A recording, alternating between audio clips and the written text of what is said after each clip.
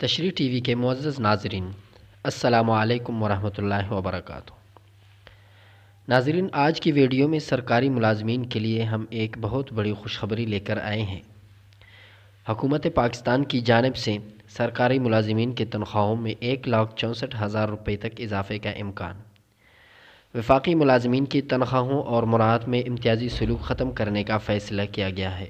ناظرین، ویڈیو کو مزید آگے بڑھانے سے قبل میں آپ سے ایک درخواست کرتا ہوں کہ تشریح ٹی وی کے یوٹیوب چینل کو ضرور سبسکرائب کریں اور ویڈیو کو لائک کرنا ہرگز مت بھولیے۔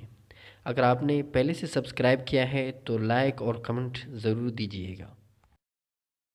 سرکاری ملازمین کے لیے ناقابل یقین خوشخبری ہے کہ ان کی تنخواہوں میں 1,64,000 روپے تک کا اضافے کا امکان ہے۔ وفاقی ملازمین کی تنخواہوں اور مراعات میں امتیازی سلوک کو ختم کرنے کا فیصلہ کر لیا گیا ہے۔ گریڈ 1 سے لے کر 22 تک کے تمام ملازمین کی بنیادی تنخواہوں میں 100% اضافہ ہوگا۔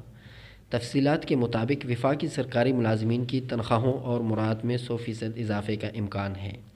ڈاکٹر عشرت حسین کی تشکیل نو وفاقی سروس کمیٹی نے اس حوالے سے اصولی فیصلہ کر لیا ہے۔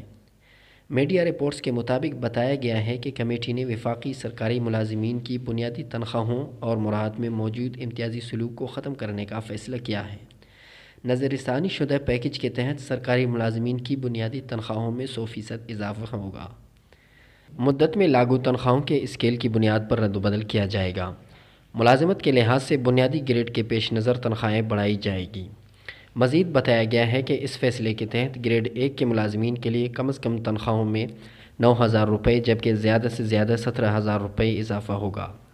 ناظرین، حکومت پاکستان کی جانب سے سرکاری ملازمین کی تنخواہوں میں اضافے کا گریڈ وائز تفصیل جاننے کے لیے ہماری اس ویڈیو کی ڈسکرپشن میں جائیے۔